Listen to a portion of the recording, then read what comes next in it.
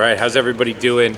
I'm John, the Barber Gutwillig from Disco Biscuits. We are on leg 3 of the Why We Dance tour right now. We're running to Montana, and here we are in Chicago at the Thalia Theater, and I'm doing a rig rundown for you guys. This is Baby Polly. Baby Polly is a Paul Reed Smith custom. That's light, which is great. 24 frets, which is great. It's got this beautiful in between these two pickups setting for funk guitar. That shreds, that's bluesy and just warm. And down here is your like kind of check in with the techno band moment pickup. You put it down there, and then you can get really spicy in the arpeggiators with the keyboard guys. So this guitar is a beauty, and as I was saying, it's just perfectly made guitar. It's just, although I play every single note from here to here. I play every single note in the course of one show. So I need everything. This E has to be equal to that, E has to be equal to that. So it's gotta be like that for me. All right, so I start here on the neck pickup. And then depending on which way the band goes, I'll either go to this middle guy or I'll go one in front to this. So this will be like I'm gonna play some funk, and this will be like I'm gonna kind of play like a Miles Davis type of trumpet line in the middle of the techno fusion. And then if things get hot real fast, I'll go down here and shred over here for a little bit. And then when I calm everybody back down, I'm back up to the neck pickup, rolling around, yeah. They're 10s. We change brands a lot. We use Ernie Balls, we use D'Addarios, we change brands a lot. It's just a different feel, and we're always doing something new on the guitar, so I get like kind of a different tone than I got last time I picked it up because the strings are a little different. So it's a subtle way for us to keep it interesting, actually. Standard tuning everywhere, yeah. Yeah, everything's standard tuning. I have a couple songs that I play in drop D, but it's such a pain in the butt to make sure you have a guitar in drop D. So like I'll walk on stage and be like, oh, I forgot to do the guitar in drop D, because it's so random that it happens. So we just try and stay in standard tuning as much as possible and not think about it. Because everything's got to be tuned so specifically all the time. The guitar has to be perfectly intonated for that tuning. So when you start messing up the tunings, suddenly you need to re-intonate and do all these other things. It would be one thing if I was playing a song in drop D and I was just hanging out on the drop D, but even the songs in drop D, I'm still all over here during the course of the song. So everything's got to be laid out perfectly. So when you start messing with the tunings, you make that more difficult to do, for sure. This is a mid-2000s early Parker that I found on Reverb. What's up, Reverb? And I got it I tried to buy it with gas cards, like gas gift cards, and the guy wouldn't take them. So I paid in cash, and look how sweet it is. It's very light. It is very light. Also 24 frets. It has an acoustic setting over here where it sounds like an acoustic guitar coming out of a piezo that's in here. So it has this very unique sound where I don't have to bring an acoustic guitar on tour to get that acoustic guitar sound for Twisted in the Road or The Deal. You know, in the verses I play acoustic guitar, so I go there for that. If I remember to have this guitar on when I'm playing that song, which is only a 50-50 anyways. So it's got these two pickups. I honestly don't adjust much with this guitar. I kind of just leave it up top here. I roll the knobs a little bit. This is tone and volume. And you know, it's 24 frets, just like the other guitar, and it's very even, and it has a little bit of a bell tone to it, like it's a little bit of a warmer tone. So it's a little bit less shreddy, but it has a little bit more of a melodic component in the single note stuff and the simple stuff, you know what I mean? So I like it for that. Okay, so then I have this product right here, which I guess is the Line 6 Helix. That was, so I used to go on tour with all these pedals, like so many pedals and so many wires. And you'd walk on stage and like the whole thing would just be off. And you'd be like, why is everything off? And then you have to go through and check every single one of those wires. And you have to do that while the show's going on. So that happened like a couple too many times. And my tech at the time was this guy from Iowa, and he was like this kind of middle America guy. He had totally different perspective on the music business than I did, you know, being an East Coast, like Philadelphia, New York guy, right? So he knows all different products and stuff. And he told me about this unit, and it has everything in it and you can save everything and send it to the other one that I have in the studio, and I can save it there, and I can send it to the other one I have in my Baba G rig. So I have 3 different units that are all exact copies of each other, and so I'm able to make all of them, you know, great together, you know what I mean? So it's like so easy and cool, but it also has this cool feature where it's digital out. So every guitar signal goes digital, right? Everybody who has guitar pedals has a delay. That delay is probably digital. And so your signal goes digital right there. You know, it's not gonna, even if it's off, it's going digital. So everybody goes at some point. So the question is, so for me, I only go once. I go into the unit, and then I go digital all the way to the soundboard, and then I go digital all the way to the speakers, and my guitar actually converts at the speaker.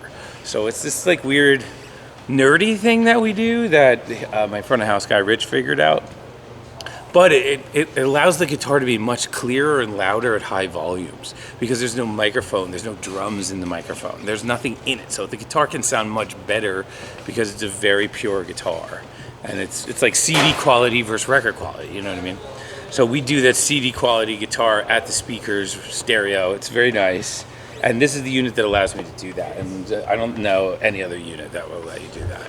Well, I have different guitar settings that anybody would have. Overdrives, delays, I can stack them, I can mix them. They all tap to the band, so they're all in sync.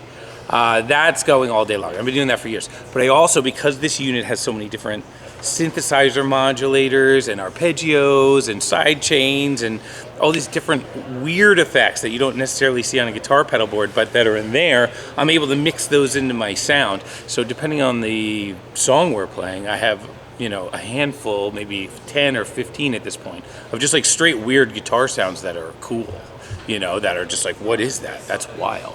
And I know it's that every time, so I can go there in a jam. I can go there if he does something and I'm like, oh, that sounds a little bit synthy. Why don't I put an arpeggiator underneath it? Instead of play a funk guitar, I could throw an arpeggiator there. So I have all these different settings baked into this, and I'm able to control it basically here. And then this unit, this Morningstar unit, which is the best pedal ever because it just gives you the ultimate ability to control this. And then that has all my synths and everything in it. And then when I go home to my studio in my house, that unit is there too. So all of my stage guitar stuff is in my house as well. So it's just like a crazy ability to further dial things in and just jam at home on, like, I'm jamming at home on my stage rig, you know what I mean? That's how you want to do it, if you can pull that off. So the Morningstar is this pedal that everybody kind of needs nowadays because it has like a little website that comes with it, and the website allows you to dial in control of every little button to the point where I could have the Morningstar execute a mouse click on my computer. You know, I could like control Ableton with that. I could control the Line 6 with it. I can control both with one little unit. So that's what I do with it. I basically am running to different computers and to that, and I'm controlling a lot of different things in one spot. So it gives me the chance to like hit a button and be like, okay, let me get my like Grand Ole Opry lead Tennessee guitar out for the top of this solo. Boom, one button, everything switches, boom, I'm in that mode. And then I can further adjust, you know what I mean? But the setup of everything is done with one button over there. So that it gives me a chance to have these very well, like deeply thought out routines that I can just kind of execute on a button push, which is nice. That board is the shit hits the fan board. This is how you turn the guitars on and off. This is how you switch guitars. This is a delay. This is an EQ to make, depending on which guitar I'm using. Some of them I like to have an EQ on. Tuner. This is Magner's keyboard rig. His volume in my ears. So I want more keyboards, less keyboards. Right here, I can turn them off entirely, which, you know, is probably an aggressive decision. I can also put them up way too loud, so I can but I usually like it in the middle here. And this is the lyrics. Switch the lyrics. I mean, new song. You know what I mean? Because when you have as many songs as we do, you need some lyrics on stage. You'll never remember it. I used to do shows with no lyrics, and you know it's impossible because you get in your own head about not having lyrics, and then what do you do? And the next thing you know, you're not singing the song. You're like worried about what the lyrics. You can't go there. You can't go there. So we have this board is for like control of things. If these were to break, this button right here allows me to go straight to the amp, straight to the house. So the guitar doesn't go down if those things just like explode, which happens, ironically. So we wouldn't have that board if we didn't, you know, trial and error our way there. So these things all blow up every once in a while. Fans will throw something on stage and they'll hit that and they'll break. And so I can just pop off of there and go straight to the amp. Show keeps going. You don't notice in the crowd, but we know here, we're like, oh, that's gotta get fixed. And that happens all the time. Atlanta, not as much since I got the Line 6. It used to happen all the time when I had just a mess of pedals in a big box and I'm kicking them with my foot all night long, you know what I mean? So that used to happen all the time. All right, this is something that me and Nick cooked up. I don't know if any other guitar player has this, but there's probably a couple guys that have it. But basically, this is all the distortions that this is playing. There could be only, like here's 3 distortions right there. And then this is the knob that has all the distortions and the compressors. Now they're on full blast and now they're on very light. So I can gradually adjust the amount of distortion and compression I get on the guitar on a foot pedal, which is also a feature of this Line 6, which is, you know, something you can never do with a rack of distortion pedals. Like you can't do that. I'll give you 3 compressors, 3 distortion pedals. You can press them in different orders and get different sounds. But I can just kind of go gradually from one to the other. At any point, on every single setting, everything, doesn't matter if I pull up one of my synths or one of my, you know, country guitars or one of my jazz fusion guitars, doesn't matter what I pull up, this does distortions and this does delays. So this is full on delay, like you're in the middle of a cave or something, right? And then here's the delays right here, right? So this is reverb, these are delays, you can turn them on. This is barely any delay, but it's there. This is so much delay that you maybe can't even hear the guitar. And then you put it in the middle there.